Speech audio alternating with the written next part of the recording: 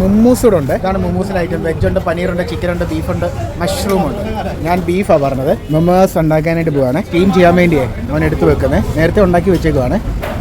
6 piece മുമ്മൂസ് steam ചെയ്യാൻ വേണ്ടി വെച്ച് മുമ്മൂസ് ഷുഷ്വാൻ. വാവ്, തുറന്നു. സ്ലോ കുക്ക് ചെയ്യുവാണേ. റെഡി.